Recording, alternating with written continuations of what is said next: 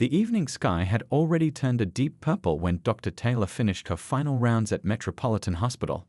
Her shoulders ached from the 12-hour shift she'd just completed, but there was a smile on her face. She had successfully performed 2 emergency surgeries on young patients that day, and both children were now recovering well in the pediatric ward. The hospital corridors were quieter now as she made her way to the parking garage, her practical heels clicking against the polished floor. A few nurses waved goodbye, and an elderly patient's family member stopped her to thank her again for her kindness during their consultation earlier that day. These small moments made the long hours worth it.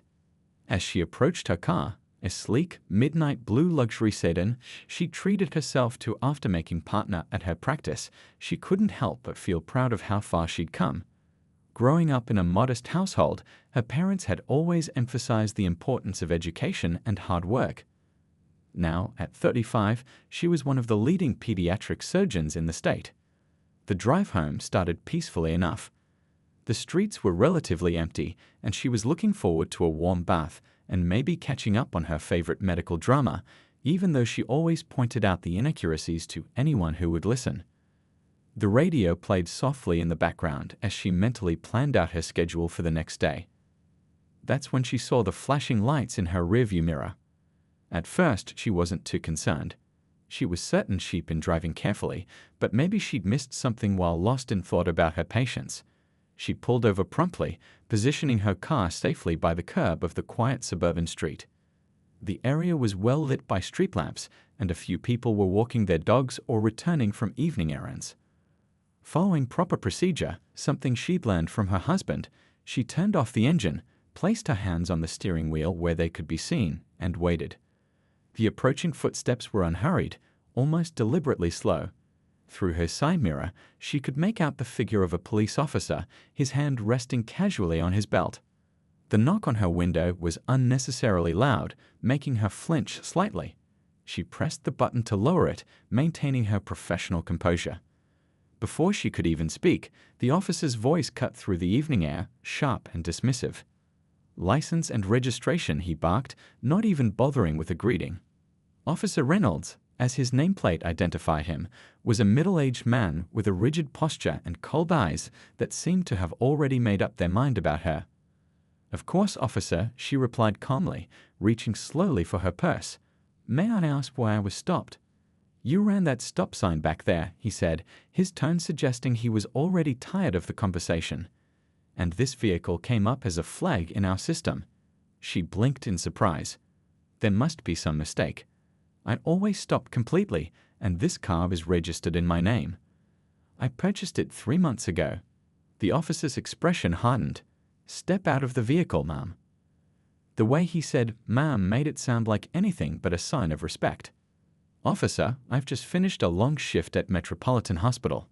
I'm a pediatric surgeon there, and I really need to get home. If there's a problem with the registration, I have all the paperwork right here." She reached for her glove compartment, where she kept her vehicle documents meticulously organized. "I said, step out of the vehicle." His voice rose sharply, and she noticed his hand shift closer to his weapon. A few passers-by slowed their pace, some pulling out their phones discreetly. The first drops of rain began to fall as she carefully opened her door and stepped out. The weather had been threatening to turn all day, and now the clouds finally made good on that promise. She was still in her work clothes, a professional blouse, tailored pants, and a light jacket with her hospital ID still clipped to it. "Stand over there," Officer Reynolds commanded, pointing to a spot between their vehicles. The rain was picking up now, but he made no move to speed up the process or offer her any shelter. "Officer, my hospital ID clearly shows," she began, but he cut her off. "I've dealt with all kinds of fake IDs," he said, his voice dripping with skepticism. "A car like this, in this neighborhood, let's just say things aren't adding up." She stood there, rain soaking through her clothes, as he took an excruciatingly long time checking her license and registration. More people had gathered now, watching from under their umbrellas. A young woman approached cautiously, phone in hand. He paused, letting that sink in.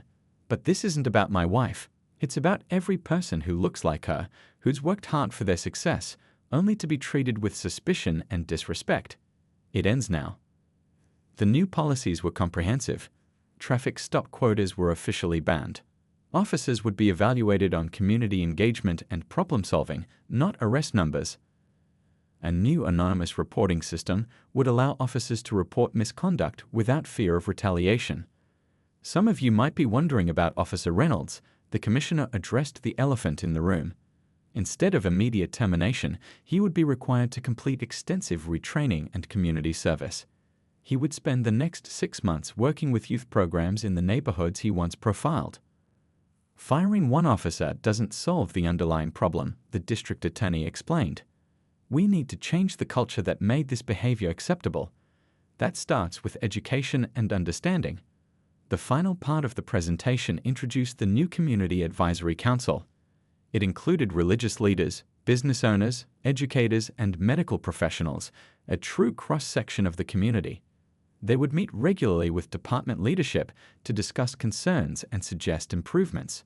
This is your chance, the commissioner concluded, to be part of the solution, to help build a department that truly serves and protects everyone in our community. The old way of doing things is over. The question is, are you ready to be part of the change?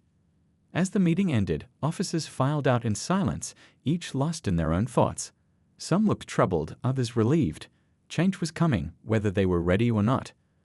The era of unchecked bias in policing was drawing to a close, not with a bang, but with the quiet determination of a community that had finally said, enough. The rain continued to fall, creating a curtain of water that reflected the red and blue lights of the police cruiser. Standing there in her soaked clothes, the doctor could feel her professional dignity being stripped away with each passing minute. Her hospital ID badge, usually a symbol of respect and achievement, hung limply from her jacket, the plastic covering clouded with raindrops. Officer Reynolds circled her car for the third time, his flashlight beam sweeping across the leather seats and dashboard despite the street being well lit. The small crowd of onlookers had grown, their umbrellas forming a concerned semicircle at a cautious distance. Some were recording with their phones, while others whispered among themselves, their faces showing a mix of concern and indignation. "So, doctor," he said, drawing out the word with obvious skepticism, "mind explaining how someone like you ends up with a car that costs more than most people make in a year?" His tone was dripping with condescension as he ran his hand along the car's wet surface. She took a deep breath, keeping her voice steady despite the cold rain soaking through to her skin. "As I explained, I'm a pediatric surgeon. I purchased this car legally with my own money. All the paperwork is in order, as you've already verified." A young woman from the growing crowd stepped forward, holding her umbrella out. "She's telling the truth, officer. That's doctor." "Ma'am, step back." Officer Reynolds barked, cutting off the woman's attempt to help. "This is a police investigation." The doctor stood her ground, even as rainwater trickled down her spine. She'd spent countless hours in operating rooms, making life and death decisions under immense pressure.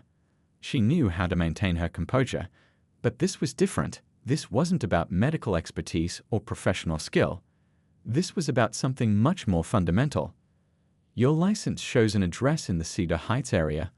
Officer Reynolds continued, looking at her paperwork with exaggerated suspicion.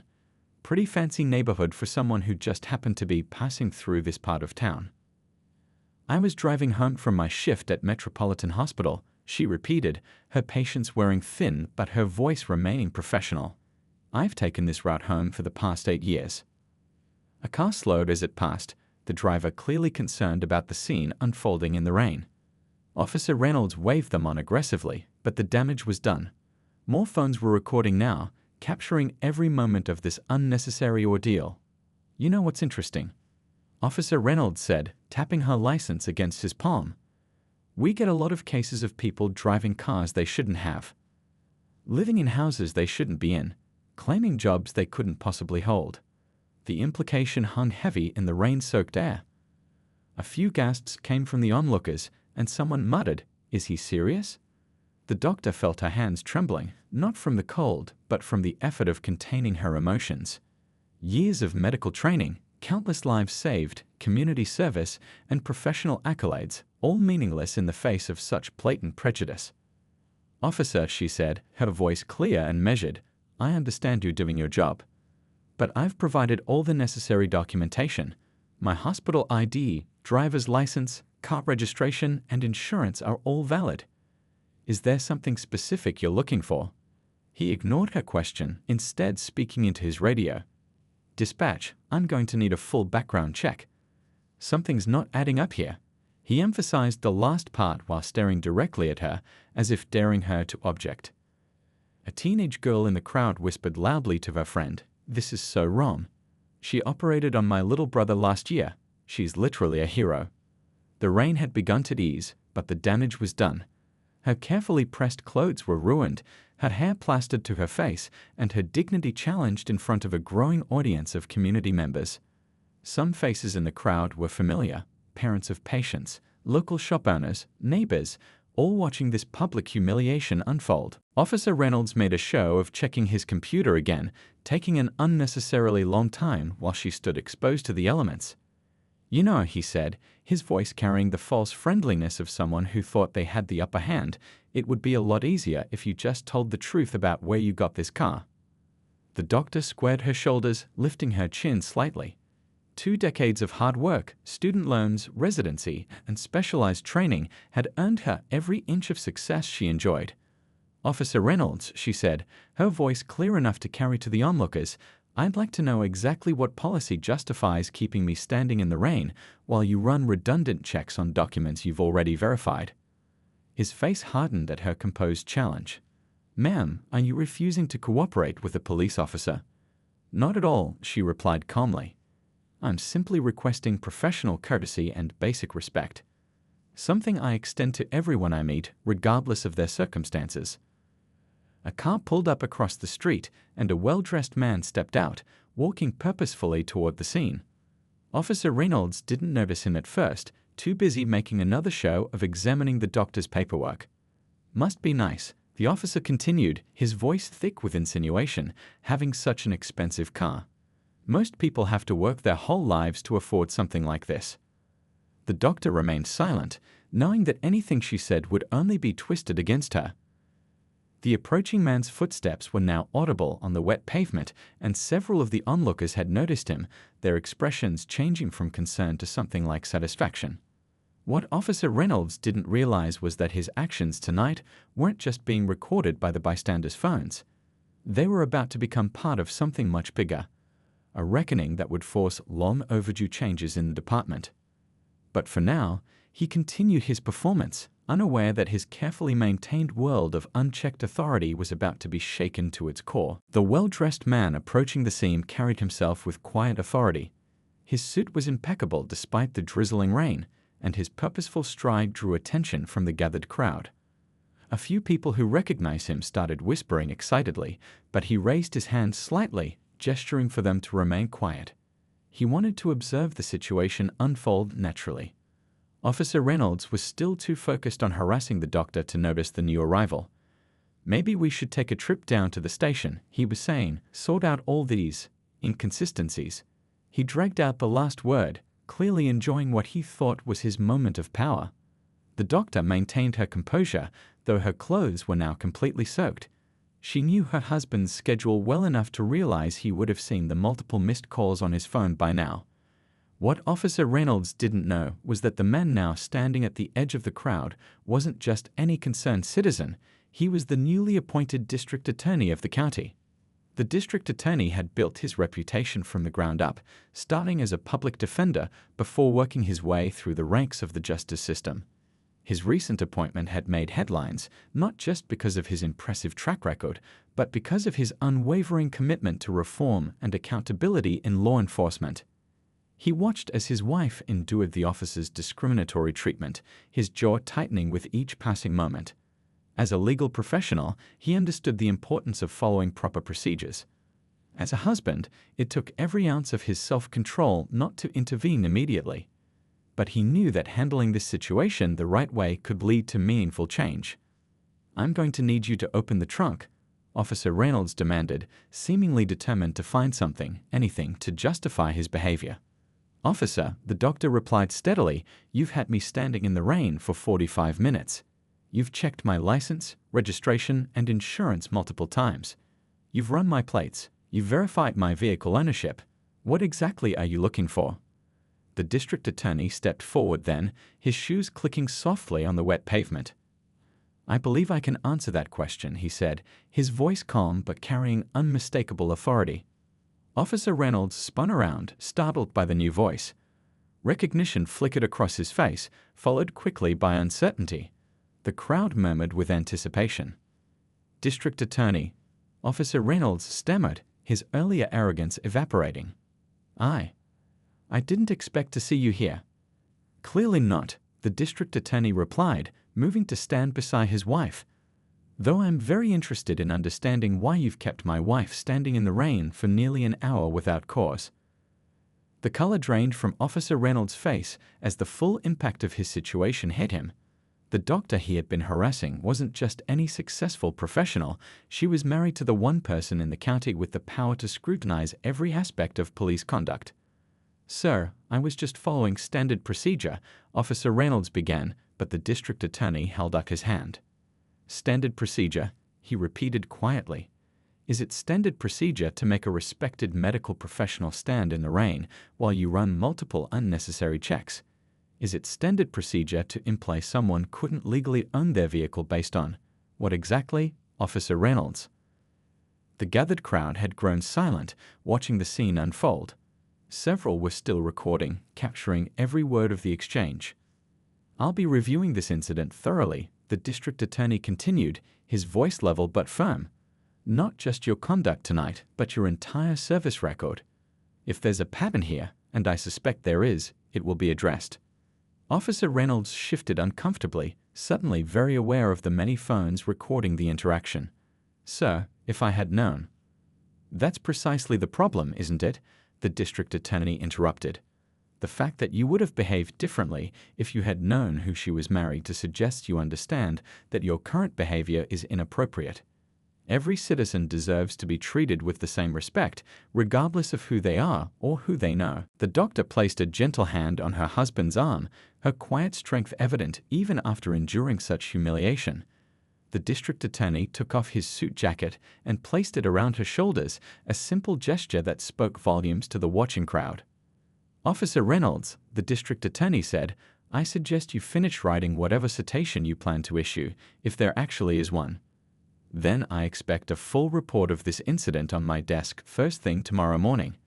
And I mean your report, not the sanitized version that might usually get filed. The officer's hands trembled slightly as he fumbled with his citation book. After a moment, he closed it without writing anything. I believe there's been a misunderstanding. You're free to go, ma'am. No, the district attorney said firmly. There's been no misunderstanding. What there has been is a clear demonstration of why we need systematic change in law enforcement. This incident will be reviewed, Officer Reynolds, not buried. Consider this the beginning of a long overdue conversation about accountability in this department. The crowd had grown larger, and several people were nodding in agreement. The doctor stood tall beside her husband, her dignity intact despite her drenched appearance. What had started as a humiliating traffic stop was about to become a catalyst for real change in the community. As the district attorney led his wife to his car, leaving her vehicle to be picked up later, the watching citizens began to disperse. Officer Reynolds remained rooted to the spot, the reality of his situation sinking in. His years of unchecked behavior were about to come under the scrutiny of someone with both the power and the motivation to enforce real change. The rain had finally stopped, but the night's events had set in motion a storm that would transform the entire police department. Sometimes real change comes not from grand gestures, but from the right person witnessing the wrong thing at exactly the right time. By sunrise the next morning, the video of the traffic stop had spread across social media like wildfire. The first clip, posted by a teenager who had witnessed the entire incident, showed the doctor standing dignified in the rain, while Officer Reynolds conducted his unnecessary investigation. Within hours, other angles emerged from different bystanders, each adding another layer to the story. The comments section under each video buzzed with outrage and recognition. "That's my son's doctor," wrote one parent. "She saved his life last year when he had that terrible accident." Another commented, "I was her patient when I was little. She's the kindest doctor I've ever met." This is disgusting. Local news stations picked up the story for their morning broadcasts. The headline, "Respected Pediatric Surgeon Harassed During Traffic Stop," flashed across television screens throughout the county. The doctor's colleagues at Metropolitan Hospital couldn't believe what they were seeing as they gathered around break room televisions during their morning shifts. "I've worked with her for 8 years," said the head nurse of the pediatric unit, speaking to a local reporter. "She's the first one in during emergencies and the last one to leave. She's performed countless life-saving surgeries, often working double shifts when we're short-staffed. To see her treated this way, it's heartbreaking." The hospital's waiting room began filling with unexpected visitors, former patients and their families, all wanting to show their support. A young boy arrived with his mother, clutching a hand-drawn card. He had been a patient just 2 months ago when a routine appendectomy turned complicated. The doctor had stayed with him well past her shift, making sure he was stable before going home.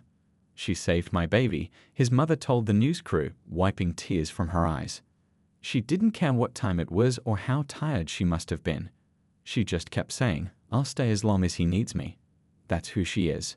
And to see her humiliated like that. Social media continued to light up with stories from the community. A local coffee shop owner posted about how the doctor would buy coffee for stressed-out residents during their rotations. A school teacher shared how she had volunteered at Career Day, inspiring young students to pursue medicine. Each story painted a picture of a dedicated professional who had touched countless lives. The district attorney's office released a brief statement. "We are aware of the incident and are conducting a thorough investigation. This administration is committed to ensuring fair and equal treatment for all citizens." The measured words carried extra weight now that everyone knew the connection between the doctor and the county's top prosecutor. By midday, the police department's social media accounts were flooded with comments demanding action. The video had been shared thousands of times, reaching far beyond the local community. Civil rights organizations began calling for a review of the department's traffic stop procedures and bias training protocols. Back at the hospital, the doctor went about her rounds as usual, maintaining her professional demeanor despite the attention. Her patients and their families watched the news coverage on their room televisions, many of them seeing for the first time how their beloved doctor had been treated. A group of nurses organized an impromptu show of support during lunch break. They gathered in the hospital cafeteria, sharing stories about working with her. "Remember that Christmas Eve when that big accident happened?" One nurse recalled. "She was supposed to be at home with her family, but she came in as soon as she heard. Stayed all night with those kids." The hospital administration released a statement standing firmly behind their doctor. For over 8 years, she has exemplified the highest standards of medical care and professional conduct. Her dedication to her patients and this community is beyond question. "We are deeply concerned by the treatment she received and support a full investigation of the incident." Local business owners began putting up signs in their windows. "We support our doctor and stop discrimination now." The incident had struck a nerve in the community, bringing to the surface long-simmering concerns about law enforcement practices. A retired police officer, speaking anonymously to a news outlet, provided context that made the situation even more troubling. "That stretch of road where she was stopped, we used to call it the target zone because certain officers would wait there to pull over expensive cars driven by minorities. Everyone knew it was happening, but nobody did anything about it." The doctor's patients continued their show of support throughout the day. A teenage girl who had undergone several surgeries under the doctor's care posted a video that quickly went viral. "She saved my life 3 times, the girl said, her voice trembling with emotion. "She was there for every surgery, every recovery, every setback. She never gave up on me. And this is how she gets treated. Because of what? Because she drives a nice car." By evening, the story had attracted national attention. Major news networks picked up the footage, leading to discussions about racial profiling and police accountability. What started as one officer's discriminatory actions had become a catalyst for a larger conversation about systemic issues in law enforcement. The doctor's professional reputation, far from being damaged by the incident, only grew stronger as more people came forward with stories of her dedication and compassion.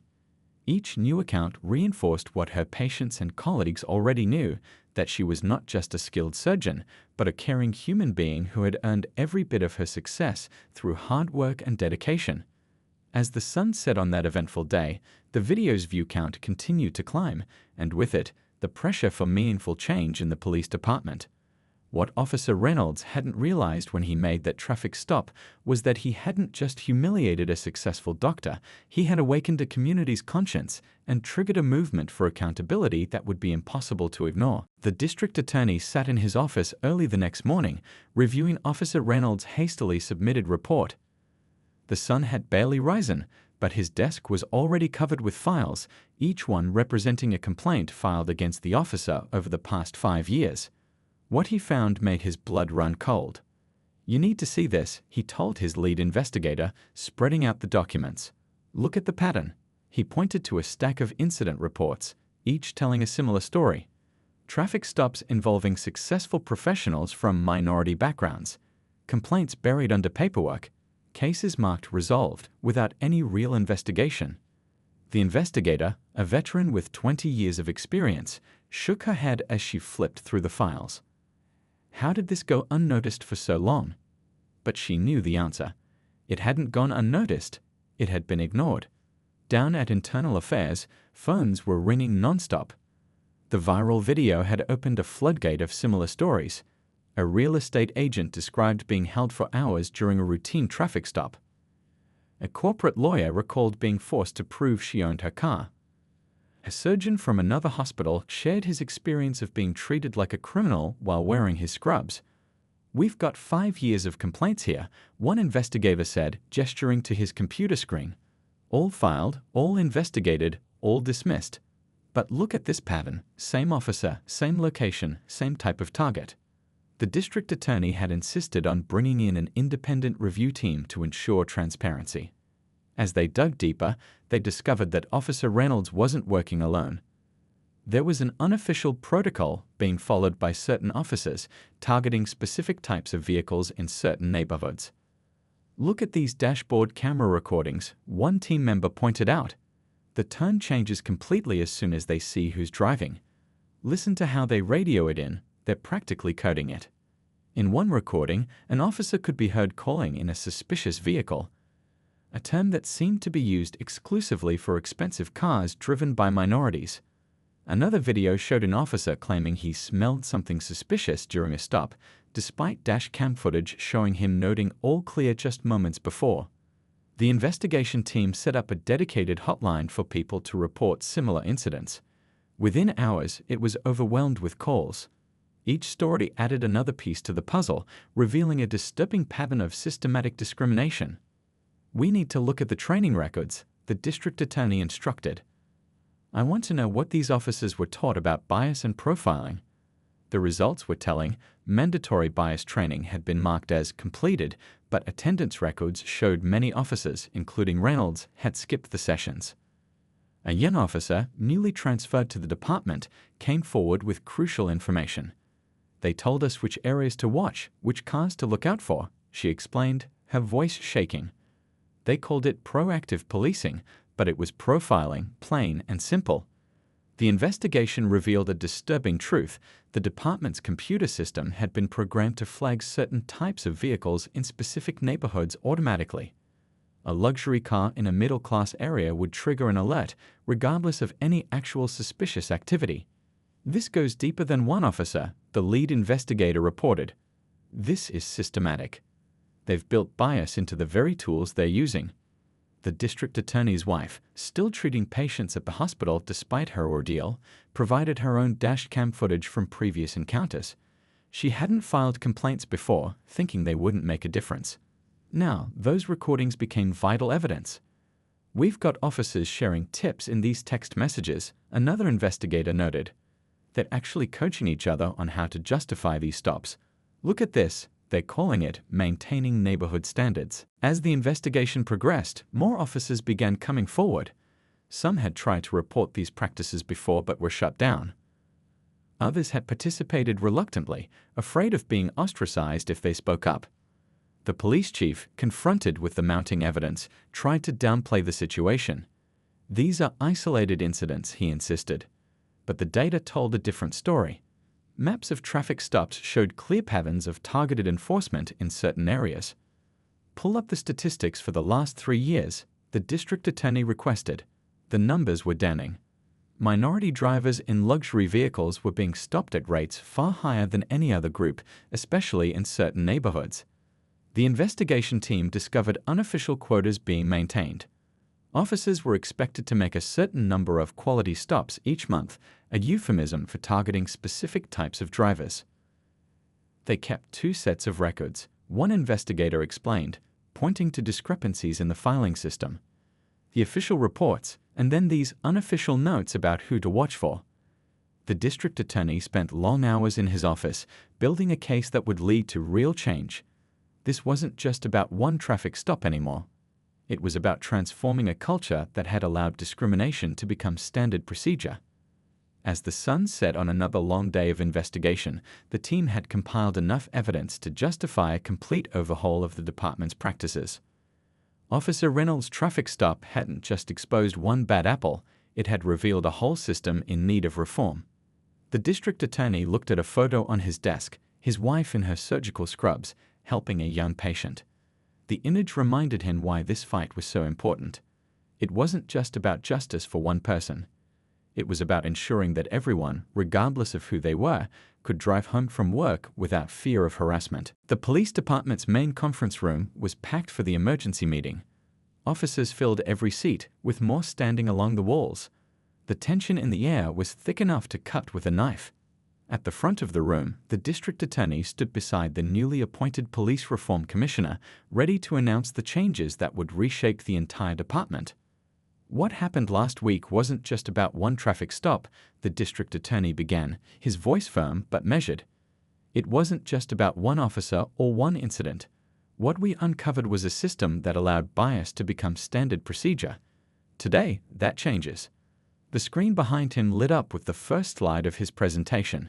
It showed a map of the city with red dots marking every questionable traffic stop over the past 5 years. The pattern was impossible to ignore. Clusters of dots in specific neighborhoods, creating a clear picture of targeted enforcement. Every dot on this map represents someone's dignity being violated, he continued. Each one represents a member of our community who was treated as suspicious for simply driving their own car or living in their own home. He clicked to the next slide, showing the new accountability measures. Some officers shifted uncomfortably in their seats as they read the list. Body cameras would now be mandatory for every shift, with no exceptions. A civilian review board would oversee all complaints. Regular bias training would be required, with real consequences for non-attendance. I know some of you are thinking this is an overreaction. The commissioner stepped in, reading the room. But let me share something with you. She played a compilation of dashcam videos, dozens of traffic stops showing the same pattern of discriminatory behavior. This isn't about punishing police officers. It's about becoming better protectors of our community. Officer Reynolds sat in the back row, his face red with shame as his own footage appeared on screen. The recording showed his interaction with the doctor, but now everyone could see it from the department's perspective. The baseless suspicion, the deliberate humiliation, the abuse of power, it was all laid bare. Starting next week, the district attorney announced, every officer will undergo comprehensive bias training. Not the old program where you could sign in and leave. This will be intensive, hands-on training with real community members sharing their experiences. He outlined the new traffic stop protocols. No more suspicious vehicle stops based solely on the car's value or the driver's appearance. Each stop would require clear, documented probable cause. The computer system that had been flagging certain vehicles was being completely overhauled. We're also implementing a new community engagement program, the commissioner added. She clicked to a slide showing pictures of local residents, doctors, lawyers, business owners, teachers, all from minority communities. These are your neighbors. They're successful professionals who've earned everything they have. They deserve respect, not suspicion. The next phase of the presentation introduced the civilian review board members. They weren't just bureaucrats. They were community leaders, civil rights attorneys, and ordinary citizens who had experienced profiling firsthand. One of them was a retired judge who had herself been subjected to discriminatory traffic stops. Your new patrol partners will be community observers, the commissioner explained. A murmur ran through the room. For the next 3 months, civilian representatives will ride along with officers during random shifts. They're not there to interfere. They're there to help build understanding. The district attorney clicked to a slide showing the hospital where his wife worked. The doctor you stopped last week, she performed emergency surgery on Officer Martinez's daughter last year. She's operated on some of your family members. She's saved countless lives in our community. And she was treated like a criminal for driving home from work. He paused, letting that sink in. But this isn't about my wife. It's about every person who looks like her, who's worked hard for their success, only to be treated with suspicion and disrespect. It ends now. The new policies were comprehensive. Traffic stop quotas were officially banned. Officers would be evaluated on community engagement and problem solving, not arrest numbers. A new anonymous reporting system would allow officers to report misconduct without fear of retaliation. Some of you might be wondering about Officer Reynolds. The commissioner addressed the elephant in the room. Instead of immediate termination, he would be required to complete extensive retraining and community service. He would spend the next 6 months working with youth programs in the neighborhoods he once profiled. Firing one officer doesn't solve the underlying problem, the district attorney explained. We need to change the culture that made this behavior acceptable. That starts with education and understanding. The final part of the presentation introduced the new Community Advisory Council. It included religious leaders, business owners, educators, and medical professionals, a true cross-section of the community. They would meet regularly with department leadership to discuss concerns and suggest improvements. This is your chance, the commissioner concluded, to be part of the solution, to help build a department that truly serves and protects everyone in our community. The old way of doing things is over. The question is, are you ready to be part of the change? As the meeting ended, officers filed out in silence, each lost in their own thoughts. Some looked troubled, others relieved. Change was coming, whether they were ready or not.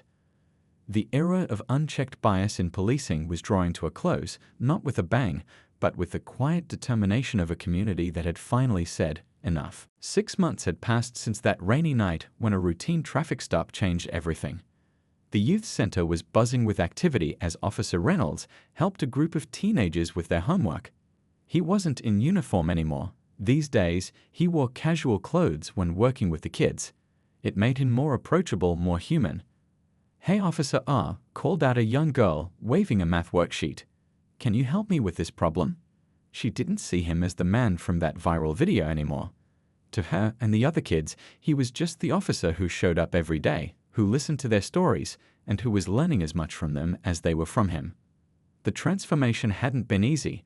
Those first few weeks at the youth center had been awkward, filled with suspicious glances and whispered comments. But something changed when he started really listening to the kids' stories about their parents working multiple jobs to afford nice things, about their dreams of becoming doctors and lawyers, about their fears when they saw police cars in their neighborhoods. Across town at the police department, the changes were visible as soon as you walked through the door. The walls now displayed photos of community events, officers playing basketball with local kids, attending neighborhood cookouts, participating in cultural celebrations. The Officer of the Month board didn't showcase arrest numbers anymore, but community engagement achievements. The doctor had returned to her normal routine at the hospital, saving lives and mentoring young medical students. But her experience had sparked something bigger.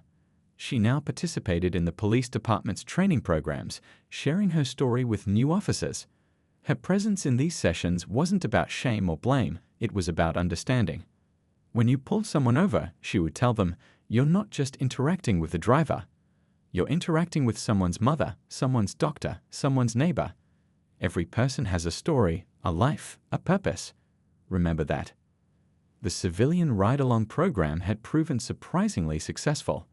Officers who initially resisted the idea found themselves engaging in meaningful conversations with community members during their shifts. They learned about the neighborhoods they patrolled, not just as areas on a map, but as communities with their own stories and challenges. One morning, a young officer pulled over an expensive car for a broken taillight. The driver was a successful businessman who happened to be a minority. Instead of letting old suspicions take over, the officer approached with respect, explained the reason for the stop, and had the driver on their way in minutes. The dashcam footage of this interaction was now used in training sessions as an example of professional policing. The district attorney's office had seen a significant drop in complaints about discriminatory traffic stops. The new computer system, free from built-in bias, helped officers focus on actual traffic violations rather than profiling. More importantly, the community was starting to trust the police again. At a recent town hall meeting, a grandmother stood up to share her story. "Last week, my grandson got pulled over in his new car," she said. "He's a doctor, just finished his residency. Instead of being scared, he felt respected by the officer.